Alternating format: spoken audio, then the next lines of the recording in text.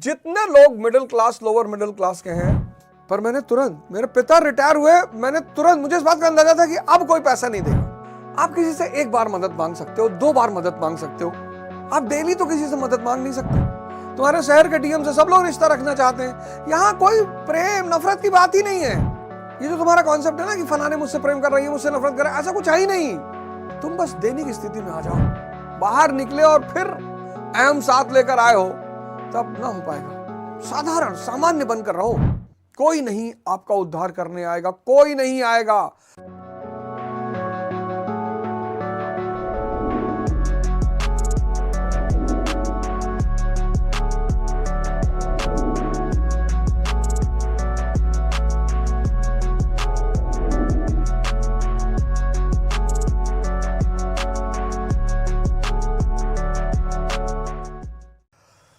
अब कुछ चीजें हैं जो मैं अपने युवाओं को बताना चाहता हूं। देखो यार, जब तुम चेंज होना शुरू करते हो, बदलना शुरू करते हो,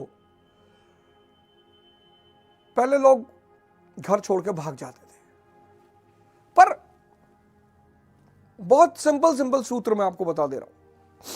पहली बात, जितने लोग middle class, lower middle class के हैं, ये कोशिश करें कि कोई ना कोई स्किल जरूर सीख लें। 2000 में जब मेरे पिताजी रिटायर हुए डाकखाने से, पोस्ट ऑफिस से, मेरा एक मित्र है,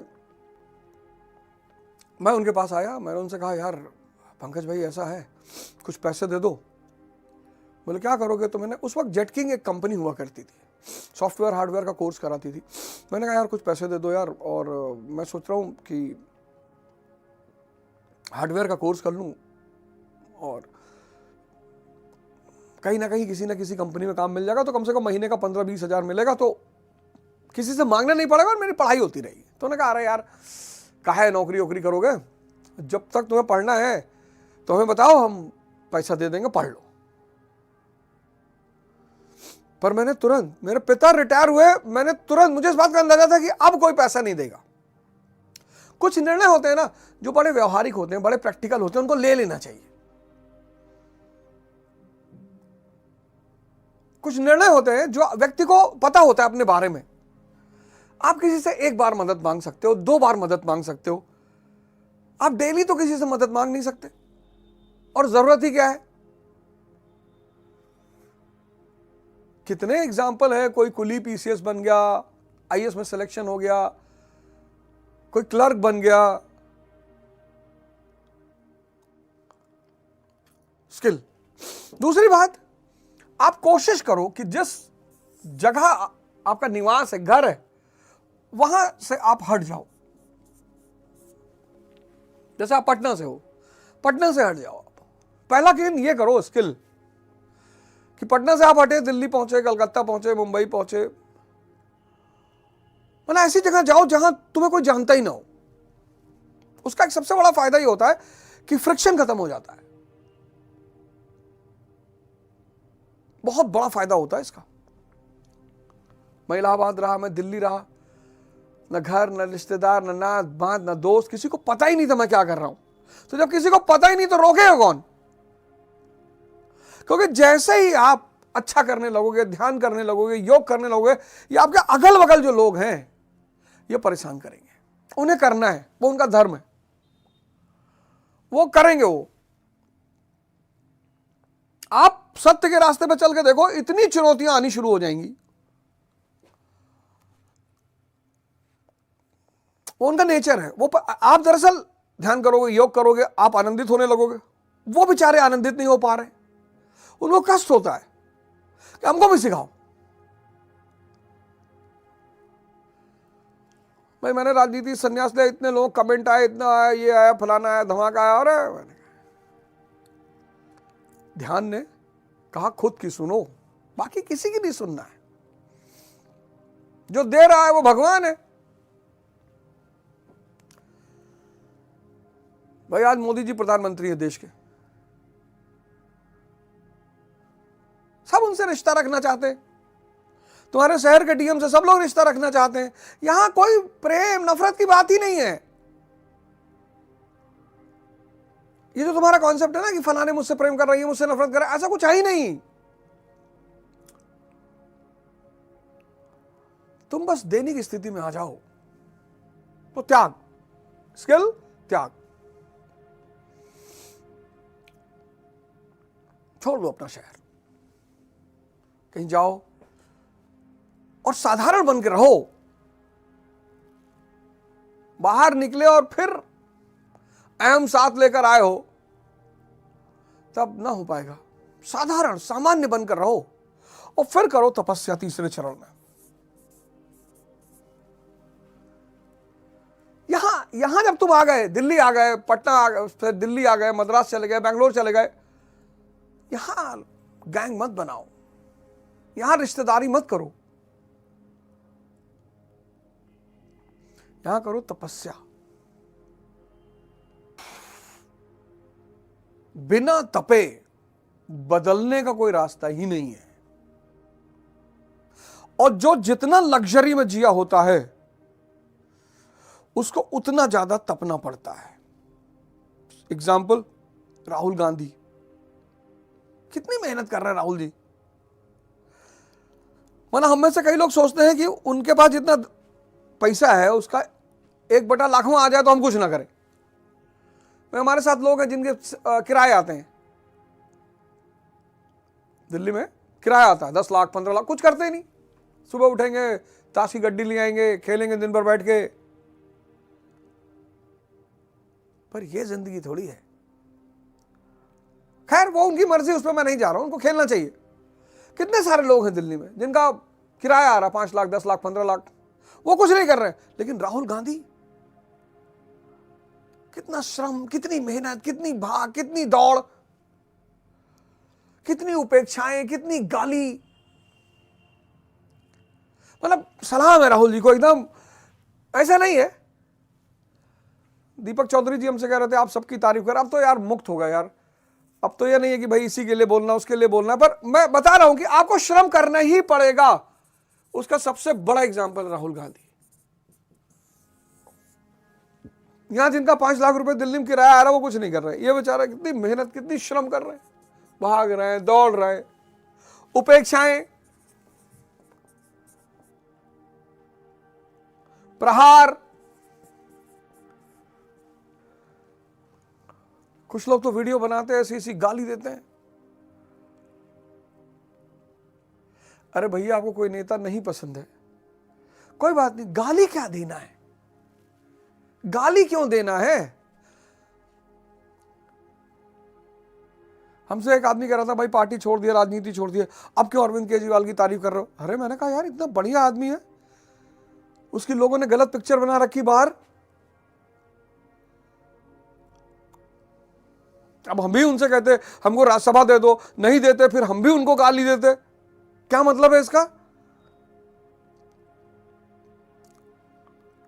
कि नहीं हमको राज्यसभा दे दो, नहीं तो बाहर जाके वीडियो बनाएंगे और आपके बारे में उल्टा। ये सब फालतू की बात है। और गोल उद्देश्य, भारत में आजकल विपक्ष माने दुश्मन।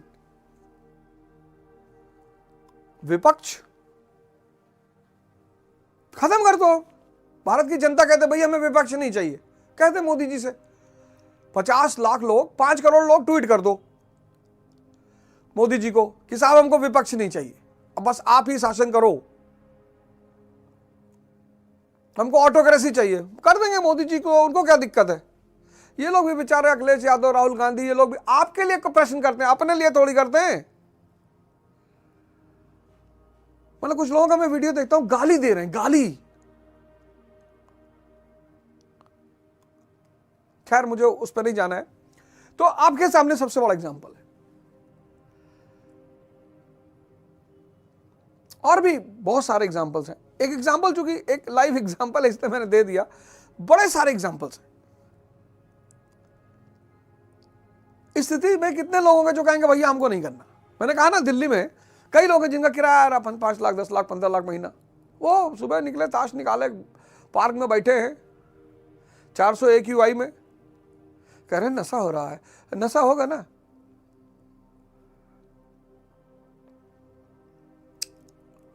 नशा तो होगा दोस्त। इस जीवन में, ये जो मानव का जीवन है ना, इस जीवन में कोई भी व्यक्ति, तो आपने स्किल डेवलप किया, त्याग किया, तपस्या शुरू, और मैं आपको बता रहा हूं 6 मंथ्स, 6 महीना, 6 महीने में एक नए इंसान का जन्म हो जाएगा। वो लाइनें है ना कि आसमां को जमीन पे ले आए, मुश्किल क्या है कि आसमां को जमीन ले आए, कम से कम एक बार ये 6 महीना आपका पेनफुल होगा सर, होगा निश्चित, उसमें कोई बचा नहीं सकता भाई साहब, कोई रास्ता नहीं है, कोई तावीज नहीं है, कोई मंत्र नहीं है, कुछ नहीं है। ये 6 महीने आपको अपने आप को देने ही पड़ेंगे। द्विज, ट्वाइस बॉर्न, बड़े सारे संत महात्मा हैं। आप सबसे आसान काम है, आप किसी आश्रम से जुड़ जाओ, आप पंडित रविशंकर जी से जुड़ जाओ, उनकी सुदर्शन क्रिया होती है संडे के संडे, हर जिले में लगभग इन लोगों का सेंटर है। आप संडे को जाओगे, वहां सत्संग होगा, लोगों से मिलोगे, बातचीत होगी, पॉजिटिविटी डेवलप होगी। आप सदगुरु जी को ज्वाइन कर लो, आप आशुतोष महाराज जी को ज्वाइन कर लो, दिव्य ज्योति जागृत संस्थान है, आप गायत्री परिवार को ज्वाइन कर लो। भारत इसी चीज का तो देश है। संडे को आप सत्संग में जाओगे, कोई आपसे 1 रुपया नहीं मांगेगा, प्रसाद मिठाई अलग से खाने को मिलेगी। मैं माता निर्मला देवी थी तो शुरुआत मैं उनसे भी जुड़ा हुआ था, क्रिया वो सहजयोग, बड़ा मतलब ये सब मेरे गुरु रहे हैं, ऐसा नहीं कि मतलब सहजयोग। तो थर्सडे को वहाँ प्रोग्राम होता था, हर थर्सडे को, तो हम हर थर्सडे को जाते थे।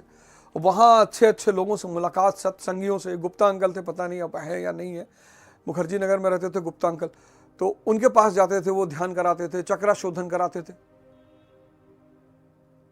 सबकी एक मैगजीन निकलती है, अखंड ज्ञान, अखंड ज्योति, लीजिए पढ़िए, कुछ ना कुछ आपको सीख मिलेगी। एक किताब, मैंने आपसे हमेशा कहा कि महीने में आप एक किताब खरीदिए, कोई किसी की भी जीवनी खरीदिए और उसको पढ़िए, 5 पेज पढ़िए, 6 पेज पढ़िए, पढ़िए। 26 आ रहा है, 2026 एक नए साल की शुरुआत होने जा रही है, और मैं कोशिश करूंगा कि मेरा जो योग ध्यान का प्रोग्राम है सुबह 6 बजे वाला, वो मैं करूं, कम से कम आपको 6 महीने तक खींचूं।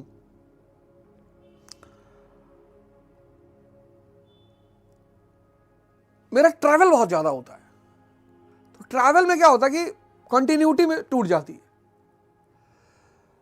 तो लेकिन मैंने सोचा है कि अब एक आदमी रखूंगा अपने साथ जो परमानेंटली कैमरा, आईपॉड और ये इसके स्टैंड वगैरह वो सब साथ लेके चले, और 6 महीना, ये 2026 का जो साल शुरू होगा, वो अगले 6 महीने मैं सोच रहा हूं कि कम से कम सुबह का जो प्रोग्राम है ध्यान करना, योग करना, वो आपके साथ किया जाए। गारंटी बता रहा हूं, कोई नहीं आपका उद्धार करने आएगा, कोई नहीं आएगा। आपका परमात्मा, आपका गुरु, आपका मार्गदर्शक सब आपके अंदर बैठा हुआ है, इंतजार कर रहा है आपका सर कि आप उससे जुड़ जाओ। इंतजार कर रहा है आपका, इंतजार कर रहा है कि आप उससे जुड़ जाओ। लेकिन एक बार मरना पड़ेगा, कोई रास्ता ही नहीं है, एक बार मरना पड़ेगा। फिर वो सारी चीजें जो आज आपको कष्ट दे रही हैं, सुबह उठना कष्ट दे रहा है, सूर्य नमस्कार कष्ट दे रहा है, एक्सरसाइज, वो सारी चीजें आपके मजे में बदल जाएंगी सब। मतलब आज जैसे आप चाय नहीं पीते तो बेचैन हो जाते हो, सिगरेट नहीं पीते तो बेचैन हो जाते हो, ऐसे कल आप ध्यान नहीं करोगे तो बेचैन हो जाओगे, आप योग नहीं करोगे तो बेचैन हो जाओगे। ये एक इस पार से उस पार जाने की जो 6 महीने की पेनफुल प्रक्रिया है, इसको बर्दाश्त करना पड़ेगा। अगर कोई रास्ता होता